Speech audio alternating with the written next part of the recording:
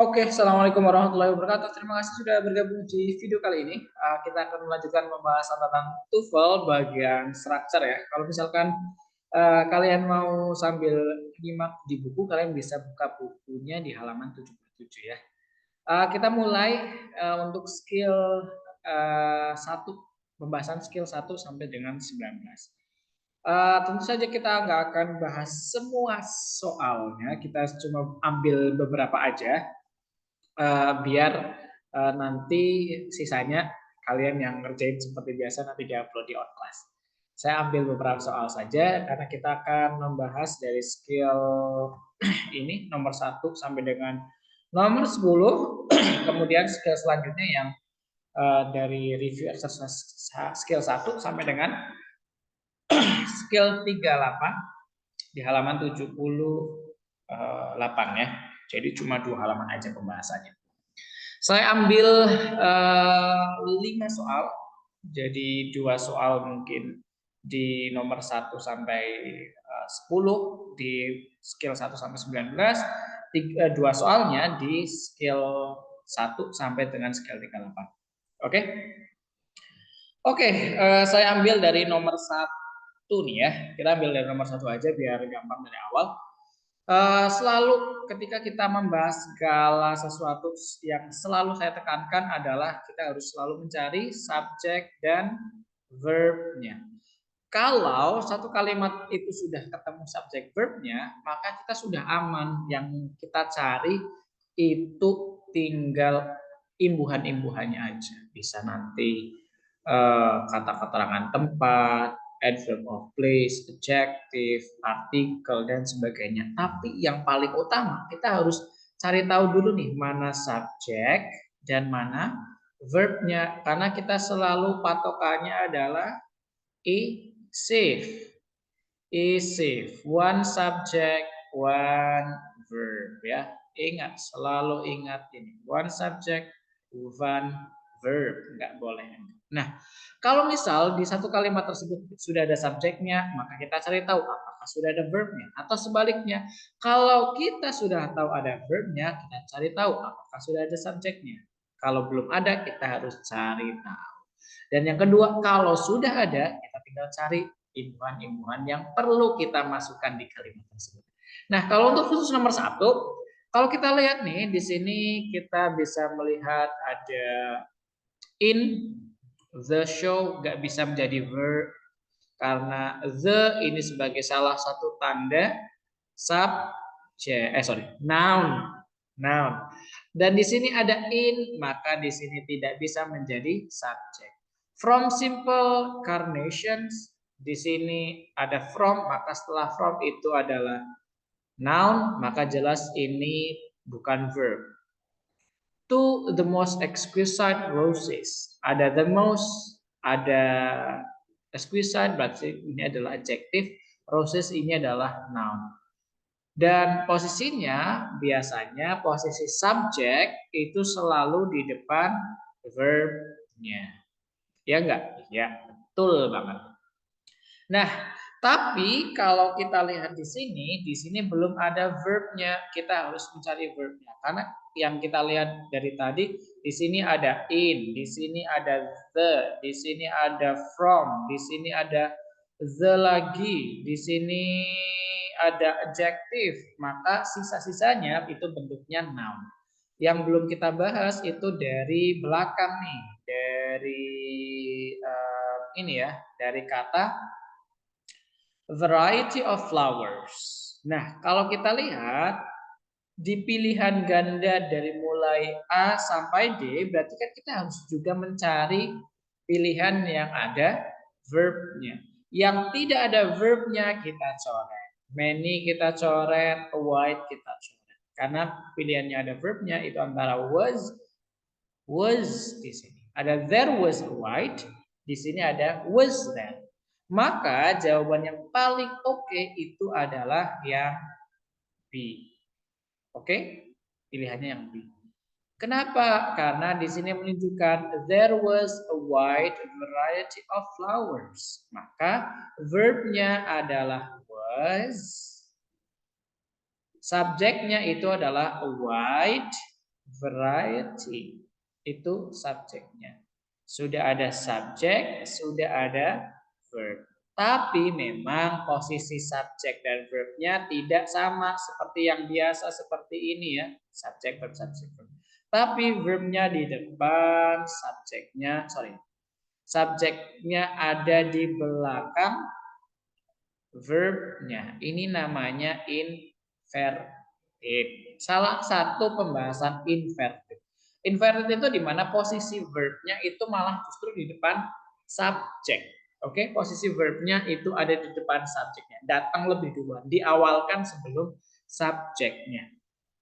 Oh bisa kayak gitu? Iya. Jadi kalau khusus pembahasan ini kan membahas tentang tempat ya. There was menunjukkan sebuah posisi ada kayak gitu ya. Maka ini salah satu contoh kalau pembahasan there was, there is, verbnya itu kan to be-nya. Nah, setelah to be itu baru yang dinamakan subjeknya. Itu pembahasan inverted. Pembahasan inverted itu juga biasanya ada di kalimat yang negatif atau misalkan pertanyaan. Contohnya are you happy? Kan harusnya you are happy. Tapi karena ini bentuk inverted yang pertanyaan, maka are-nya ditaruh di depan. Yang awalnya you are happy karena bentuknya pertanyaan, maka jadi inverted. Are-nya taruh di depan. Are you happy? Kayak gitu ya. Itu contohnya. Contoh inverted lain konteksnya itu ada di komparatif ya. Misalkan pembanding atau juga misalnya kalimat negatif. Kalimat negatif juga bisa yang contohnya nanti kita sering ketemu dengan kata hardly, scarcely, atau never, itu juga bisa ya kadang kita ketemu itu. Atau kata almost juga kadang ada beberapa yang sama seperti itu konteksnya. Atau komparatif, jadi kalau ada kata komparatif kita harus hati-hati karena nanti akan ketemu juga dengan yang seperti ini. Oke, kita sudah bahas nomor 1, sekarang kita lanjut ke pembahasan di slide selanjutnya. Kita ambil dari nomor 4 kita ambil dari nomor 4 ya. Slide ini kita ambil nomor 4. Selalu kita mulai dengan cari subjek dan verbnya terlebih dahulu. Subjek dan verbnya terlebih dahulu. Kalau kita lihat di sini sudah ada wrote, ada Emily Dickinson. Maka di sini ada subjek, ada verb. Sudah ketemu ya?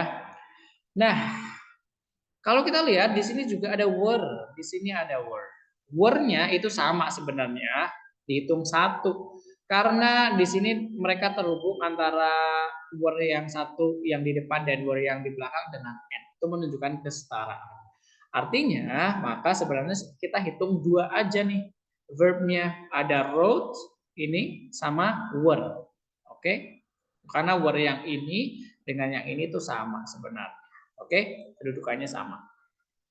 Maka kita hitung di sini ada dua verb. Oke, ada 2 verb. Dan di sini ada connector that. Maka kalau kita lihat di sini rumusnya kan selalu ya konektor itu selisihnya lebih sedikit 1 dibandingkan verb ya. Rumusnya kan seperti ini. Konektor, subjek, verb, konektor ya. Subjek verb yang pertama, ini yang pertama. Ini yang pertama. Karena konektornya kan yang ini nih. Ini konektornya. Ini konektornya. Subjek verb yang kedua itu kan yang ini. 24 sama were, 7 sama were ya, itu yang kedua. Maka kita tidak membutuhkan konektor, tidak membutuhkan subjek, tidak membutuhkan verb lagi. Kita hilangkan yang ada verb-verbnya. Nah, yang ada konektornya kita juga hilangkan di sini. Maka pilihannya antara D dan A. Antara D dan A. Maka jawaban yang paling tepat adalah yang A. Oke, maksudnya adalah dari 1.800 puisi yang ditulis oleh si Emily, 24 diantaranya sudah ada judulnya dan 7 diantaranya sudah dipublish. Kayak gitu, maksudnya kayak gitu. Maka jawaban yang paling oke adalah yang A. Oke, seperti itu. Ingat, pola seperti ini berlaku terus ya. Nanti di nomor 5 juga sama. Kemudian di belakang-belakang juga ada pola yang sama. Pola konektor subject verb, terus koma. Perhatikan komanya ya. Koma itu penting banget. Kalau di TOEFL, apalagi bagian structure, koma itu penting banget. Karena jadi tahu subject verbnya itu masuk ke satu klausa atau dua klausa. Ini pola yang pertama. Pola yang kedua itu subject, verb, konektor, subject, verb. Polanya kayak gini ya. Oke. Jadi selalu konektor jumlahnya lebih sedikit satu dibandingkan verbnya. Jadi polanya bisa ikut yang seperti ini atau ikut yang seperti ini. Kalau yang konektornya di depan ada komanya, kalau yang konektornya di tengah maka tidak ada komanya. Oke? Itu seperti itu. Untuk slide selanjutnya kita juga ambil satu nomor. Kita ambil nomor 8 nih yang di sisi ini ya, biar gampang saya bahasnya. Kita bisa lihat di sini. Di sini ingat koma itu selalu penting. Di sini kita ada 2 koma. Kalau ada 2 koma, kemudian sebelum koma yang pertama itu hanya noun saja atau noun phrase, berarti ada kemungkinan itu adalah bentuk apositif. Apalagi kalau kita lihat nih, ini sudah ada verbnya belum? Oh, kalau kita lihat di sini nomor 8 belum ada verbnya. Maka patut kita curigai polanya seperti ini. Titik titik titik, koma, titik titik titik titik, koma, titik titik titik titik. Jadi sebelum koma yang pertama ini adalah subjeknya, di antara 2 koma ini kita sebut dengan apositif. Kalau yang di level intermediate itu ada di skill ketiga kalau kalian masih. Itu di pembahasan tentang apositif.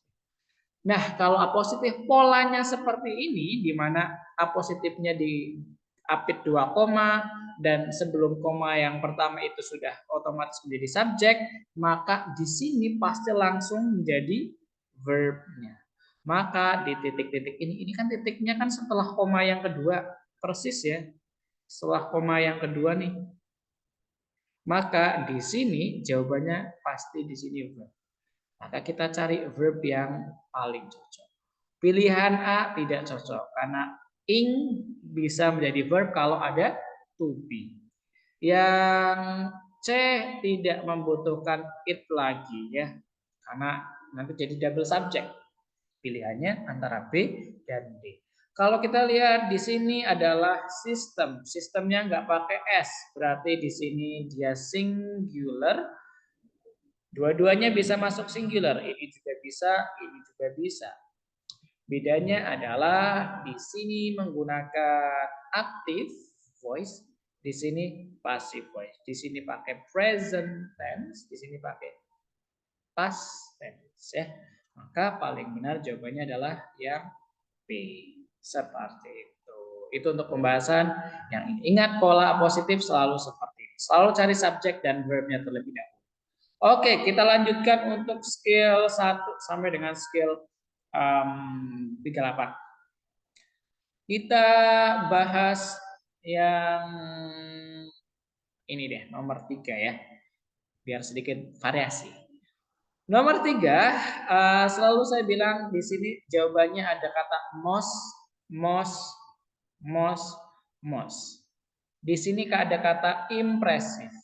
Maka jelas kata most itu pasti berdampingan dengan kata impresif. Kalau kita lihat pilihannya jelas bukan yang D ya, karena kata most harus langsung ketemu kata impressive. Ini bentuk superlatif yang paling. Nah, kalau pola yang paling seperti ini, kita katakan pilihannya antara most impressive, the most impressive, atau it was the most impressive. Cara yang kedua untuk menentukannya, most itu selalu diikuti dengan kata the. Oke. Kalau komparatif diikuti dengan kata than. More beautiful than, more expensive than, prettier than, smaller than. Diikuti dengan kata than. Tapi kalau most, smallest, yang superlatif seperti ini, paketnya itu pakai yang the seperti ini. Oke? Nah, selanjutnya pilihan yang ada the-nya itu antara B dan A. Nah, C nggak mungkin karena tidak ada kata the-nya. Kita lihat di sini sudah ada subjeknya itu chapter, verbnya itu was. Maka kita tidak membutuhkan subjek dan verb lagi. Maka jawaban yang paling oke adalah yang B. Seperti itu. Itu untuk pembahasan nomor 3. Kita lanjut untuk slide selanjutnya. Slide selanjutnya itu sudah written expression ya. Ini ada nomor 4 sampai dengan nomor 10. Saya ambilkan salah satunya saja di sini ya. Kita bahas yang nomor 4. Nomor 4, the first fish have appeared on Earth approximately 500 million years ago. Selalu kalau misalkan kita bahas written expression seperti ini, patokan kita adalah yang tidak bergaris bawah. Karena yang tidak bergaris bawah otomatis itu adalah kata atau kalimat atau expression yang betul. Maka fish menjadi patokan kita. On the earth approximately 500 million years ago itu sudah oke, kayak gitu ya. Maka itu menjadi patokan kita. Contohnya di sini ada 500 million years ago. 500 million years ago. 500 millions di sini nggak pakai s. Betul atau salah? Betul, karena millions di sini sebagai bentuk satuannya. Contohnya 100%.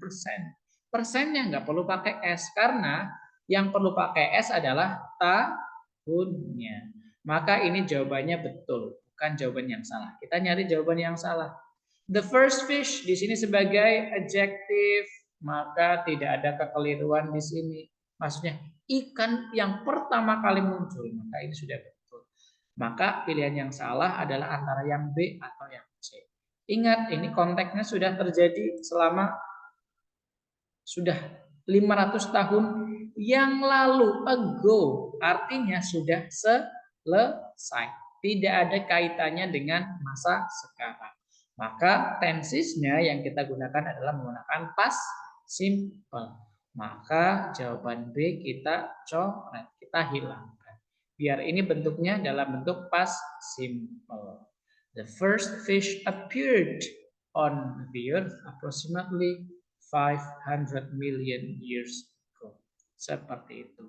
Kalau kita cari subjeknya, ya ini subjeknya, ini verbnya, kayak gitu. Jadi seperti itu. Nah, kita sudah bahas beberapa soal di sini. Yang perlu kalian lakukan adalah kerjakan sisanya ya. Nah, saya tahu pasti jawabannya akan selalu muncul di internet. Kalian bisa searching jawabannya. Yang saya butuhkan itu oret-oretannya, bukan jawabannya. Kalau jawabannya mah gampang. Nomor 5 ini nomor 5 kemungkinan jawabannya bisa jadi yang B. Nomor 6 mungkin jawabannya bisa jadi yang D misalkan. Nomor 7 jawabannya di sini kalau kita lihat kemungkinan adalah yang C. Bisa-bisa saja. Gampang kalau nyari jawaban kayak gitu. Tapi yang saya butuhkan adalah coret-coretannya seperti yang saya contohkan barusan. Dari tadi saya mencoret-coret subjek, verb, adjective. Nah, yang saya butuhkan tuh itu ketika kalian bisa menganalisis kalimat atau teks tersebut, maka kalian bisa menemukan jawabannya yang tepat. Kalaupun kalian tidak menemukan jawaban yang tepat, setidaknya kalian bisa menganalisisnya dan kemungkinan kalian akan lebih mudah untuk menemukan jawaban yang betul. Oke, jadi nanti ketika kalian mengumpulkan jawabannya, saya minta kalian menganalisis teksnya dulu. Mana subjeknya dan mana verbnya. Dari yang nomor 1 ini, skill 1 sampai 19 sampai nomor 10, cari subjek dan verbnya dulu, coret-coret subjek, verb. Kalau sudah ada, berarti tinggal mencari yang lainnya. Kalau belum ada, cari subjek verbnya di pilihan ganda. Begitu juga yang ini dan yang ini sampai nomor 10. Cari jawabannya dengan subjek verbnya. Syukur-syukur dengan coret-coretan imbuhan lainnya, adjektif, noun, adverb dan sebagainya. Oke, seperti biasa kerjakan langsung di buku, setelah itu upload di Orklas. Terima kasih sudah bergabung. Kalau ada pertanyaan boleh tanya. Terima kasih. Have a good one. Assalamualaikum warahmatullahi wabarakatuh.